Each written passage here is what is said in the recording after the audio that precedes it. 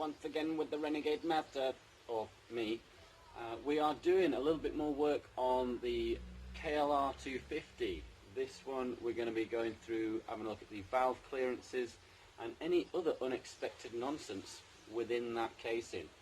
So first things first, tank off. As ever for these sort of jobs, as the manual says, valve clearances when the engine is cold or room temperature. I don't know how warm your room is, but use your own judgment. A few bits to come off, as I say: fuel tank, cylinder head bracket, not entirely sure what that is off the top of my head, radiator fan and cylinder head cover, magneto cover upper and centre plug, and I'll try my best to point those out as we go along. Now, in order to get the tank off, there are a few bits and bobs to remove in the first place, and I've drafted in a couple of helpers for this one. We've got Allen spanner and Ophelia gauges, and they will be my main go-to assistance on today's task. To remove the tank then, we've got to take the seat off. To take the seat off, we take these side panels off, and these up at the back here is a 5mm Allen, and there's one up here. We also have to remove a spanner. This one here that connects to the front of the tank, and this is the same on both sides.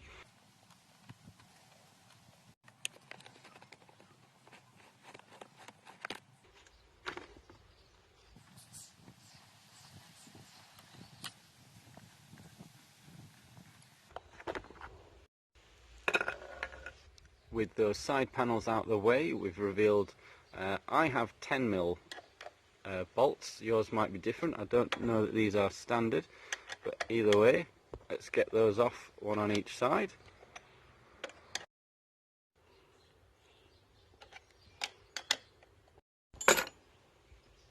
That should mean we can lift the seat up and away.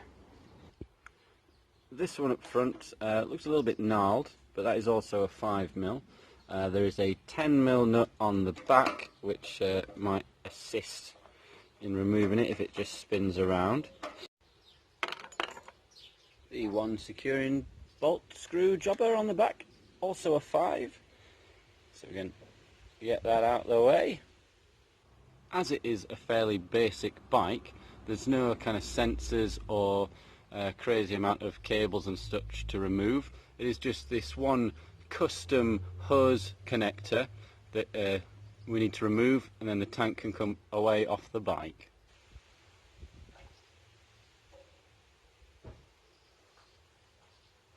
With the tank removed, we can get access to the bits and bobs the manual suggested. So what I believe the cylinder head bracket is going to be this one here. There's no other brackets that I can see, but obviously feel free to tell me if I'm wrong. There's the radiator fan there, which has got 3 10mm bolts around the corners there. I think this is all just for improving access rather than it being essential. And then you've got 6 10mm bolts on the top. There's 4 over this side, and then you've got 2 more over the back. The brackets are 12mm as opposed to the 10s of the rest of them.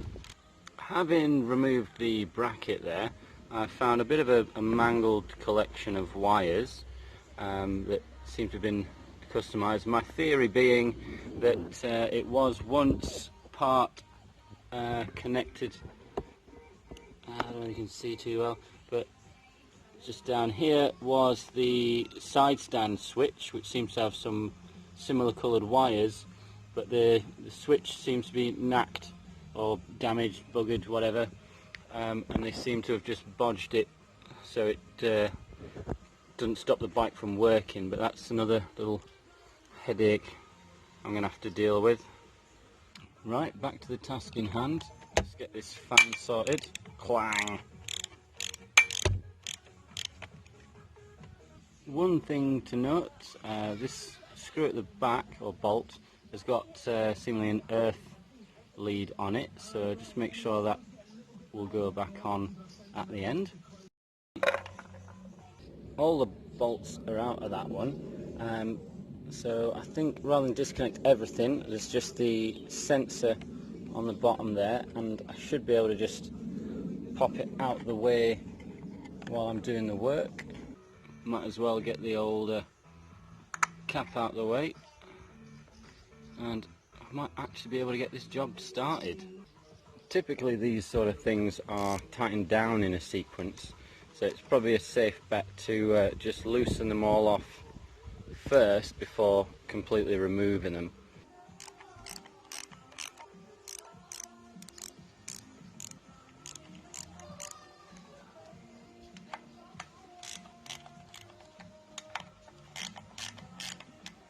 All four from the top seem to be the same, however the two bolts from the side are a little different. So the one on the right there, or the side closest to the rear of the bike, has got a bit of a point on it and a longer shaft, shall we say, and the other bit shorter but stubby end. So again, make note.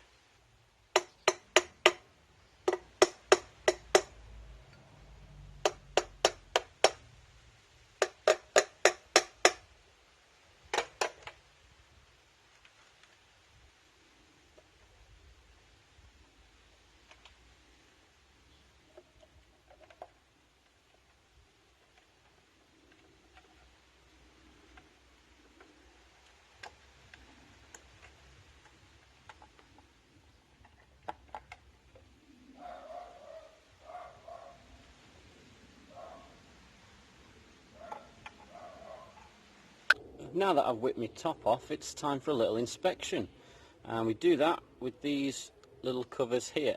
So it's a fairly chunky groove there, so either a fairly large screwdriver, I have an additional slightly chunkier offcut of metal that fits quite nicely, but you know, if you're feeling a bit leery, why not go the whole hog, bring yourself a little hand axe. That's surely prime territory for such a tool. That's perfect fit. Crack on.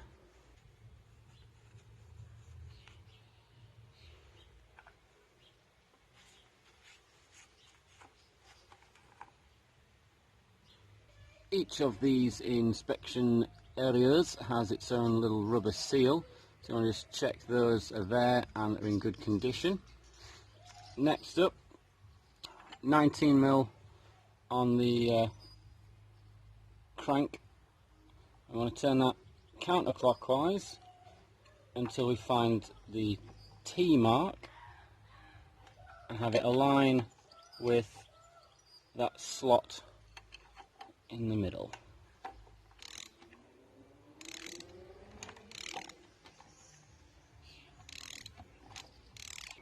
And there it is. It's got a couple of little score marks either side to help identify, and if you go a little too far, there's the F mark there as well. So we want to make sure that we are on that T, and we are in the right place to start checking these clearances. You'll join me in the land of the valves. So we've got to check these clearances by getting a feeler in between these. Seem a little bit tight at the moment. We're looking for between 0.2 and 0.24 millimeters. At the minute, even on 0.2, we're a bit shy. That's a 0.18, so we are a bit on the tight side for the inlet. To make the adjustments that we need then, we have to loosen off the lock nut on top. Not on too tight there, which is good. So you have your feeler gauge at the ready, so that when you make your adjustment, you can do a little screwdriver there. So it's a little bit tight. I'm going to take it off a little bit, and we want the feeler to be able to sort of drag a little bit. It's still not quite getting through. So I'm going to keep it on the tighter side of things. I'm just going to stick with the 0.2.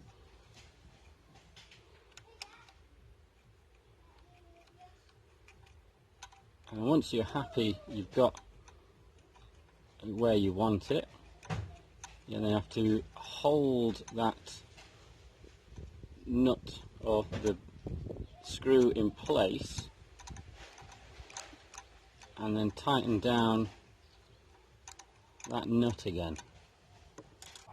Once you're happy with the first one that you've done, obviously move to the second one, and then you can go on to your exhaust valves and do the same. The clearance required is the same for both according to the manual, so again a 0.2 to 0.24 is what you're after. When you're happy that everything's correct, obviously tighten everything down, re-measure it before you start piecing it all back together, and again making sure that you still got that T mark in place when you're doing your adjustments. Otherwise again it's essentially going to be wrong and you have to do it all over again. As with any job, it is the arduous process of piecing everything back together. Obviously want to make sure I find a place for all of these bits, but take your time. We'll get it all pieced together. Pieced? We're not on a ski slope. One little discovery I've just made when I was just about to put the cylinder head cover back on, or whatever we're calling it, it's these grooves and little bit of chipping away at that metal surface there, which I'm hoping accounts for the little bits of shavings that we found in the oil filter on the previous task, because that would hopefully make it a less scary prospect that it was actually anything sort of within the cylinder, like piston rings or anything crazy expensive ruining like that. So if it is just from in here, then happy days. The valve cover bolts, all 6 of them, torqued up obviously with the 10mm to a 7.8 Newton meters. And you want to make sure that you're doing that kind of a little bit at a time, so that you're not tightening it down on a bit of an angle, so it's not going to seal properly that way. So make sure just a little bit of time, working your way around till it's completely done up to torque. At this stage I've done the compression test with the engine cold. Obviously the reading's been cleared, but it got up to 140 psi, which is well within a serviceable strength, and that's typically will be higher with the engine hot, when it's had the oil circulating and being in the pistons and everything. But you just wind this kind of adapter in, kind of thing, crank the engine over, which unfortunately has to be done with the old kickstart rather than a simple button press, but these things are what they are. And yeah, it does indicate so far a healthy engine, in some part at least. Might as well throw in a fresh spark plug. There's the number.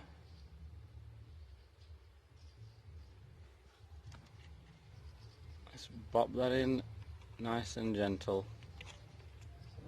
Doesn't look like I've got the correct size of official socket, so I'm just using one with a flexi job, but this one is an 18mm, but that's not 18mm spark plug socket, that's just a standard 18mm.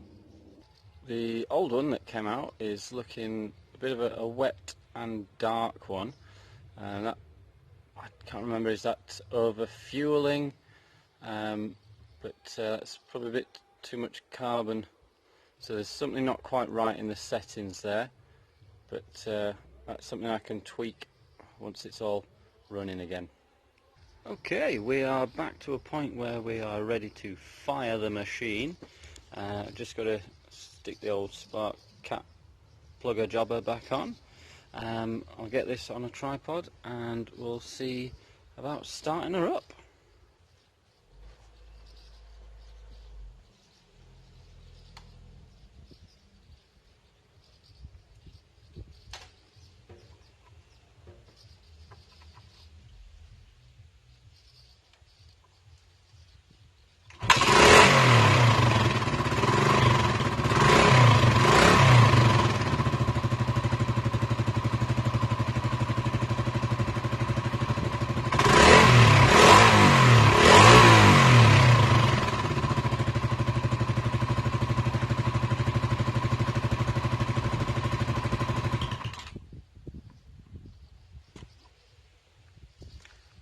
I think that's a success for now.